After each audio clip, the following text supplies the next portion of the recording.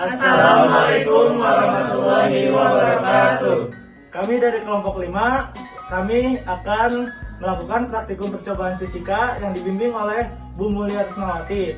Nama saya Muhammad Ardian Saputra. Nama saya Ahmad Purwiti. Nama saya Alia Puspita Jayasari. Saya Aida Salsabila. Nama saya Kevin Martin. Saya Muhammad Badal Panabi. Judul praktikum kali ini yaitu praktikum medan magnet pada paku atau selonida. Berikut videonya. Tujuan praktikum kali ini yang pertama menjelaskan pengertian medan magnet. Yang kedua menganalisis timbulnya medan magnet di sekitar paku atau selenoida. Yang ketiga menjelaskan pemanfaatan medan magnet pada kehidupan sehari-hari. Yang pertama ada medan magnet. Medan magnet memiliki dua buah kutub, yaitu kutub utara dan kutub selatan. Medan magnet adalah daerah atau ruang di sekitar magnet di mana magnet lain atau benda lain yang mudah mempengaruhi magnet akan mengalami gaya magnetik jika diletakkan dalam ruang tersebut. Kemudian yang kedua ada medan magnet di sekitar kawat berarus listrik. Di sekitar kawat berarus listrik terdapat medan magnetik. Pada tahun 1820, Hans Christian Ørsted dalam percobaannya ia menggunakan sebuah kompas jarum untuk menunjukkan bahwa ketika arus listrik mengalir pada seutas kawat, jarum kompas yang diletakkan pada daerah medan magnetik yang dihasilkan oleh kawat berarus menyebabkan jarum kompas menyimpang dari arah utara sampai arah selatan. Arah induksi magnetik di sekitar kawat berarus listrik.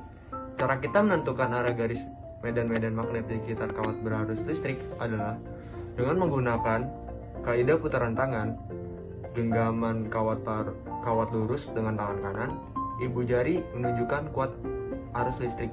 Maka arah putaran keempat jari yang dirapatkan akan menyatakan arah lingkaran garis-garis medan magnetik. Atau apabila kawat berbentuk lingkaran, maka arah putaran keempat jari yang dirapatkan akan menunjukkan arah putaran arus listrik. Sedemikian hingga ibu jari menyatakan arah garis-garis magnetik.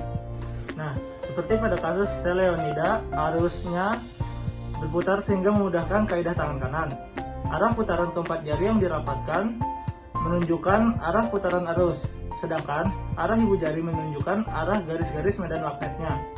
Ketika sebuah selenoida dialiri arus listrik, maka garis-garis medan magnetik yang dihasilkan mirip seperti batang, di mana garis gaya magnet akan keluar dari ujung ibu jari, kutub utara, dan masuk ke pangkal ibu jari, yaitu kutub selatan.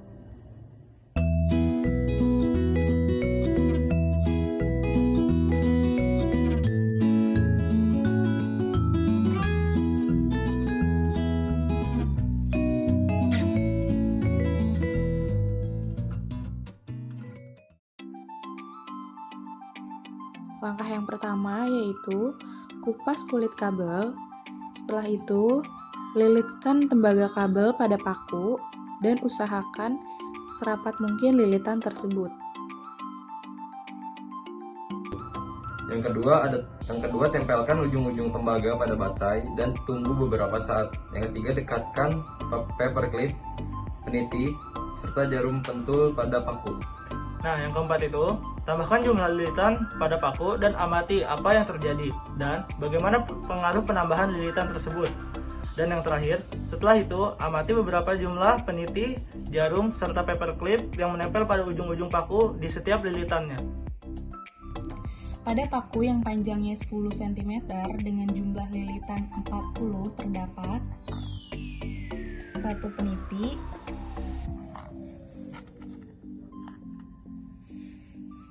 1 paperclip, dan 1 jarum pentul. Dan jika ditambahkan lagi jumlah lilitannya menjadi 50 lilitan, maka terdapat 4 peniti,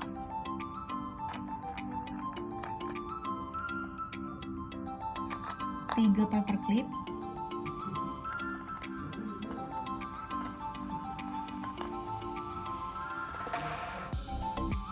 dan 4 jarum pentul. Nah, kesimpulan pada praktikum kali ini yaitu semakin banyak lilitan kawat tembaga pada paku, semakin kuat pula medan magnetnya, sehingga menghasilkan tarikan yang lebih kuat daripada yang sebelumnya.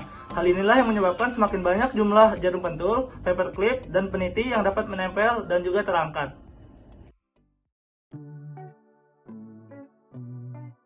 Selanjutnya ada pemanfaatan medan magnet pada kehidupan sehari-hari. Yang pertama ada pengeras suara atau speaker.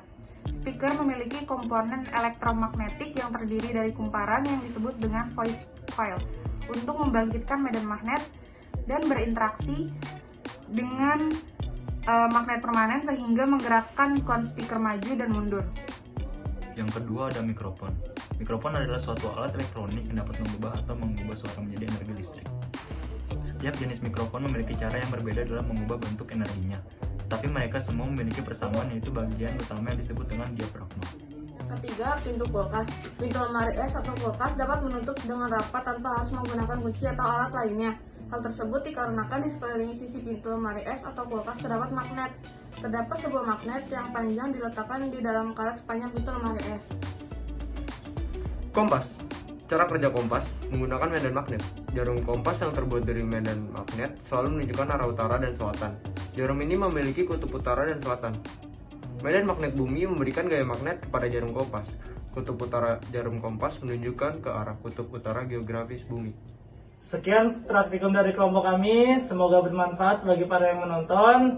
Kurang lebihnya mohon maaf. Wassalamualaikum warahmatullahi wabarakatuh.